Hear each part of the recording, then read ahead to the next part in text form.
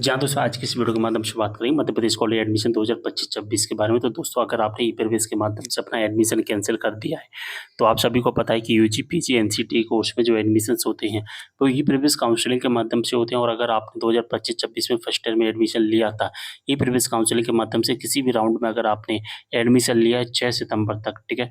6 सितंबर तक अगर आपने किसी भी राउंड में, किसी भी कॉलेज में, किसी भी कोर्स में एडमिशन लिया है, तो एडमिशन अगर आपने एडमिशन को कैंसिल किया और एडमिशन कैंसिल करने के बाद आप कैसे चेक करेंगे कि आपका 100% सक्सेसफुल एडमिशन कैंसिल हो गया है या नहीं हुआ है। तो दोस्तों आप सभी जानते हैं कि जब हम अपनी ई प्रीवियस काउंसलिंग के माध्यम से अपनी आईडी पासवर्ड से जब अपनी आईडी को लॉगिन करते हैं, तो वहाँ पर एक एडमिशन कैंसिल का लिंक दिखाई देता है। हमें इस कैंसिल एडमिशन वाले लिंक पर क्लिक करना और इसके बाद हमारा पूरा फॉर्म ओपन होकर आ जाता है। यहाँ पर हम अपनी बैंक डिटेल को फिल करते हैं। इसके बाद हम यहाँ पर रीजन डालते हैं और रीजन में हमें वो डालना होता है कि हम अपना एडमिशन कैंसिल क्यों करना चाहते हैं। जनरेट ओटीपी पर क्लिक करते हैं।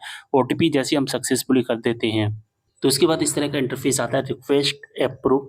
इसका मतलब है कि आपकी जो रिक्वेस्ट है उसको अप्रूव कर लिया गया है और विद इन 1 घंटे के अंदर आपका जो एडमिशन है वो कैंसिल कर दिया जाएगा। और इसके बाद क्या होता है, आप इसकी रिसिप्ट है जो कि डाउनलोड कर सकते हैं। लेकिन आप कैसे चेक करोगे कि सक्सेसफुली एडमिशन कैंसिल हो गया है या नहीं हुआ है? तो मैं आपको बता दूं, इसे आप ऑनलाइन चेक नहीं कर सकते हैं। बस आपके पास एक तरीका होता है कि जब आप अपनी आईडी पासवर्ड को लॉगिन करते हैं, तो वो लॉगिन नहीं होगा। अगर आपका आईडी पासवर्ड से लॉगिन नहीं हो रहा है, तो इसका मतलब आईडी आपकी जो है वो सॉरी आपका जो एडमिशन है वो कैंसिल कर दिया गया है, ठीक है?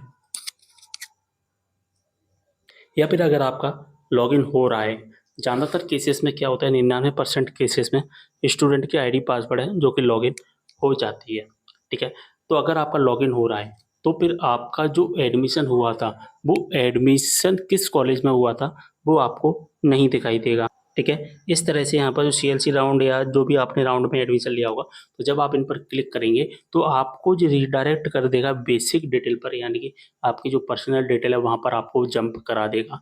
और यानी कि आपका जो एडमिशन्स हुआ था कॉलेज में, जिस कॉलेज में, जिस कोर्स में, वो आपको नहीं दिखाई देगा, ठीक है? तो अगर आपका एडमिशन जिस कॉलेज के लिए हुआ था, जिस सब्जेक्ट के लिए हुआ था, वो नहीं दिखाई दे रहा और आपको बेसिक डिटेल पर ट्रांसफ़र कर रहा है, फेंक दे रहा है बार-बार, तो इसका मतलब है आपका 100% एडमिशन है जो कि कैंसिल हो गया है। और मैं आपको बता दूँ, जब हम अपनी एडमिशन कैंसिल की जो रिक्वेस्ट सबमिट कर देते हैं, तो ज़्यादातर वो 1 घंटे के अंदर-अंदर ही हमारा 100% एडमिशन है जो कि कंप्लीट कैंसिल कर दिया जाता है। तो आपको कोई टेंशन लेने वाली जो कि बात नहीं है। और आपका जो पेमेंट है लगभग 60 दिन के अंदर जो कि रिफंड आ जाएगा। 60 दिन के अंदर कभी भी रिफंड आ सकता है, 8 दिन में, 15 दिन में, 20 दिन में, 1 महीने में, कभी भी रिफंड आ जाएगा।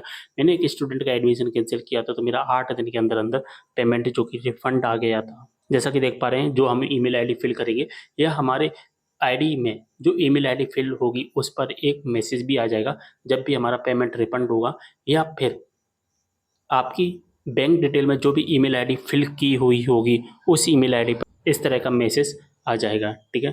सारी चीज़ें समझ में आ गई होंगी। तो आपका बैंक अकाउंट से जो लिंक है ईमेल आईडी, उस पर आप चेक करते रहना। इस तरह का मैसेज आ जाएगा जब भी आपका पेमेंट आएगा और यहाँ पर दिखाई देगा department of higher education Madhya Pradesh, ठीक है? सारी चीज़ समझ में आ गई होंगी। शेयर कर देना वीडियो को। मिलते हैं अगले वीडियो में एक और जानकारी के साथ। तब तक के लिए बाय।